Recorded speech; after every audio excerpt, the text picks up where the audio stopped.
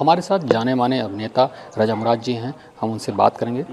Sir, Lucknow में आपका स्वागत है पहली बार। शुक्रिया, थैंक यू वेरी मच। अभी सर आज जो मूवी का मुहूर्त हो रहा है उसमें किस तरह के किरदार हैं और वो मूवी किस तरह की आधारित, किस पर आधारित है, थोड़ा बताएं। ये जो मूवी है, जो फिल्म है, कि इसमें कोई नेगेटिविटी नहीं है, कोई नेगेटिव पॉइंट नहीं है।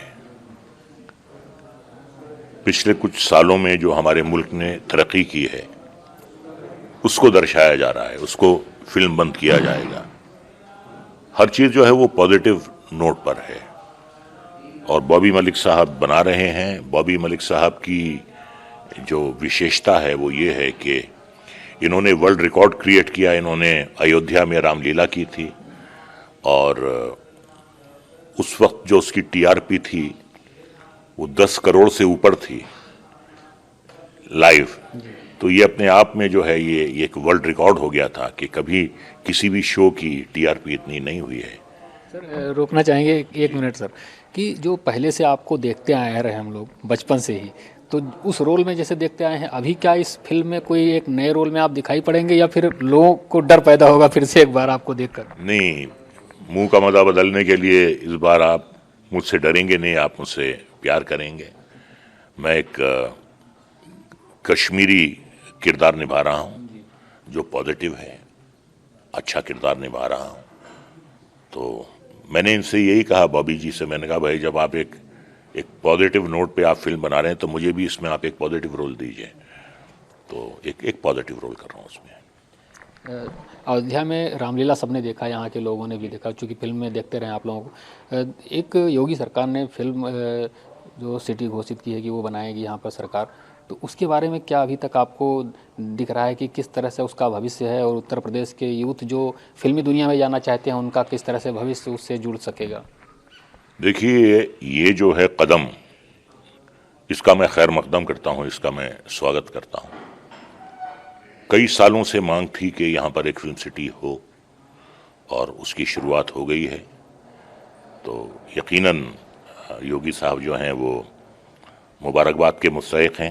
सर, आज की डेट में चूँकि मोबाइल की दुनिया में सब लोग घुस रहे हैं, जो जर्नलिज्म है वो भी मोबाइल जर्नलिज्म की तरफ बढ़ रहा है। ऐसे ही वेब सीरीज़ भी आप लोगों की फिल्मी दुनिया में शुरू हुई है। तो वेब सीरीज़ को लेकर के जो बहुत सारे सवाल खड़े होते हैं कि उसमें थोड़ा सा एक वल्गैरिटी ज़्यादा दिखने को मिल रही है, तो क्या इसको कंट्रोल कैसे किया जा सकता है, या फिर इसकी ज़रूरत है? इस तरह से आप किस नज़र से देखते हैं उसको? नहीं, ज़रूरत तो नहीं है, ज़रूरत बिल्कुल नहीं है। अगर सेंसरशिप नहीं है या अगर आपको खुला छोड़ दिया है तो उसका मतलब ये नहीं है कि आप अपने कपड़े उतार दें या आप गालम गलोच पर उतर आएं। ये हमारे मुल्क की तहजीब नहीं है। हमारे मुल्क में ख़वातीन को, महिलाओं को बहुत इज्जत की नज़र से देखा जाता है। आप उनके मुंह से गंदी गंदी गालियां दिलवा रहे हैं, आप महिलाओं को बेइज्जत कर रहे हैं। ये बात जो है ये बर्दाश्त के बाहर हो रही है। आपको खुद एक लक्ष्मण रेखा खींचनी है कि इसके आगे हमें नहीं जाना है। अगर हमें एक फ्रीडम मिला है, अगर हमें एक आज़ादी मिली है, तो हमें उसका फायदा उठाना है, हमें उसका नाजायज फायदा नहीं उठाना। ये खुद आपको सोचना है। और अगर पानी सर से ऊंचा हो जाएगा तो फिर सरकार सख्त कदम उठाएगी। इसको लेकर सरकार को किस तरह कदम उठाना चाहिए सर? कोई मुश्किल नहीं है कदम उठाना। इस बाकायदा एक कमेटी बननी चाहिए, उसकी गाइडलाइंस होनी चाहिए। जितने भी बनाने वाले हैं उनको गाइडलाइंस देनी चाहिए कि इस हद से आप बाहर नहीं जा सकते। सेंसर की भी अपनी गाइडलाइंस होती हैं। अब अगर हम सेंसर नहीं कर रहे हैं आपको, तो इससे आप बाहर मत जाइए, और अगर आप जाएंगे तो फिर हम आपको पकड़ लेंगे। जब कोई भी बाहर से एनआरआई या कोई भी विदेशी हिंदुस्तान आता है तो उसे गुजरना पड़ता है कस्टम से। तो ये भी आप समझिए कि कस्टम है, आपको कस्टम से गुजरना है, कस्टम से गुजरना है और हद कोई भी आपको पार नहीं करनी है इसमें। तो इस क्या है कि भाई अंग्रेजी में कहते हैं कि क्विक बक बनाना है, इजी मनी बनानी है, तो इनको लगता है कि ये एक बहुत आसान तरीका है। और आज तक जितनी भी हिट या सुपर हिट फिल्में हुई हैं उनमें कोई गंदगी नहीं थी, उनमें कोई वल्गैरिटी नहीं थी। आप शोले देख लीजिए, आप मुगल आजम देख लीजिए, आप दीवार देख लीजिए, आप हम आपके हैं कौन देख लीजिए, दिलवाले दुल्हनिया देख लीजिए, कोई वल्गैरिटी नहीं थी। लोगों का ये ख्याल है कि भाई इस तरह सस्ती और ओछी हरकतें करके हम जल्दी से दौलत कमा सकते हैं और नाम कमा सकते हैं। नाम तो आप नहीं कमाते हैं, आप बदनामी कमा लेते हैं। यकीनन सही बात है कि वल्गैरिटी से कुछ कमाई नहीं की जा सकती।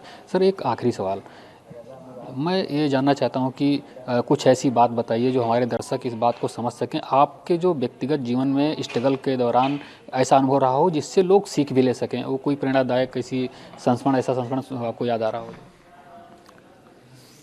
देखिए, ऐसा है कि अगर आप स्ट्रगल करते हैं, परिश्रम करते हैं आप, तो आप अपने लिए करते हैं, आप किसी पर मेहरबानी नहीं करते।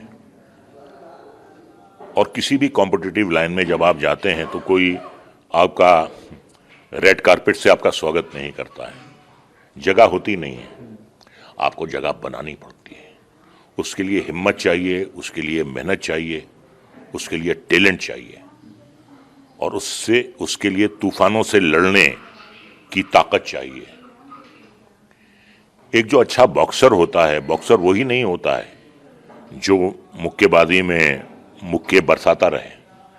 अच्छा बॉक्सर वो भी होता है जो मुक्के खाकर अपनी जगह खड़ा रहे। अगर उसके पैर लड़खड़ा जाएंगे या वो जमीन दोद हो जाएगा तो फिर वो काय का बॉक्सर है। मारने के लिए भी दम होना चाहिए और पिटने के लिए भी दम होना चाहिए और पिट के फिर खड़े होने के लिए दम चाहिए। तो अगर आप में क्षमता है, आप में टैलेंट है, और टैलेंट भी ऐसा टैलेंट है कि 130 करोड़ की जो हमारी आबादी है, मुश्किल से 130 स्टेब्लिश एक्टर्स हैं पूरी इंडस्ट्री में। तो आपका जो टैलेंट है, खुद आपको उसकी तुलना करनी है कि आप करोड़ों में एक हैं या नहीं है। वरना यहाँ पे स्टेज पे काम करना, टिकटॉक बना लेना तो बहुत आसान है, लेकिन जब आप वहाँ जाते हैं, हमारी फिल्म इंडस्ट्री जिसका नाम अब बॉलीवुड ही पड़ गया है, तो वहाँ जाने के लिए आपके अंदर टैलेंट का एक भंडार होना चाहिए। देखिए, मैं आपको उदाहरण देता हूँ। दिलीप कुमार, देवानंद, धर्मेंद्र, शत्रुघ्न सिन्हा, शाहरुख खान, ये सब अकेले आए थे। इनका इंडस्ट्री से कोई ताल्लुक नहीं था, ना कोई किसी के भतीजे थे ना भाई थे। अपनी हिम्मत, अपनी मेहनत, अपने टैलेंट के बल पर ये लोग यहां तक पहुंचे। और ऐसे बहुत से स्टार सन्स हैं, स्टार डॉटर्स हैं, भांजे भतीजे हैं जिन्हें बड़े उम्दा तरीके से लॉन्च किया गया, लेकिन उसका कोई हल नहीं निकला, क्योंकि आप में दम ही नहीं है, आप में टैलेंट ही नहीं है। तो कितनी आपको पैकिंग दी जा सकती है उसकी? आप में दम होना चाहिए, आप में टैलेंट होना चाहिए, आप में हिम्मत करने का जज्बा होना चाहिए और सही आप अपनी तुलना करें। आप समझ रहे हैं अपने आप को कि मैं यहां हूं, लेकिन हकीकत है कि आप यहां हैं। खुद की तुलना, अंग्रेजी में कहते हैं नो दाई सेल्फ। खुद आपको मालूम होना चाहिए कि आप में कितनी क्षमता है कि आप नेशनल लेवल पर आ सकते हैं। यानी देखिए, जैसे मैं उदाहरण देता हूं, क्रिकेटर्स हैं, कितनी मुश्किल से वो नेशनल टीम में आते हैं। स्कूल में खेलते हैं, कॉलेज में खेलते हैं, यूनिवर्सिटी खेलते हैं, इंटर यूनिवर्सिटी खेलते हैं, अपनी स्टेट से खेलते हैं, जोनल खेलते हैं, दुलीप ट्रॉफी खेलते हैं, रणजी ट्रॉफी खेलते हैं, और वहां उन्हें परफॉर्म करना पड़ता है। तब वो फर्स्ट 16 या 18 में आते हैं, फिर उनका चयन होता है नेशनल टीम में। तो वो बात होनी चाहिए। क्रिकेट तो सब खेल लेते हैं, एक्टिंग तो सब कर लेते हैं, डायलॉग तो सब बोल लेते हैं, लेकिन इसकी अगर आपको रोजी रोटी कमानी है तो वो फिर आप में एक सुपर टैलेंट होना चाहिए, उसके बिना काम होता नहीं। बहुत बहुत धन्यवाद सर आपको। क्षेत्र कोई भी हो उसमें संघर्ष करना ही नहीं, लगातार अपने आप को इस्टेब्लिश करने के लिए हर विपरीत परिस्थिति से जूझना भी आना चाहिए। तो इसलिए उत्तर प्रदेश के जो युवा फिल्मी दुनिया में अपना करियर बनाना चाहते हैं उनको रजा मुराद साहब की इन बातों को ध्यान रखना चाहिए और इसे देखना चाहिए। लखनऊ से कैमरा पर्सन धीरज के साथ दिलीप शुक्ला, ईटीवी भारत।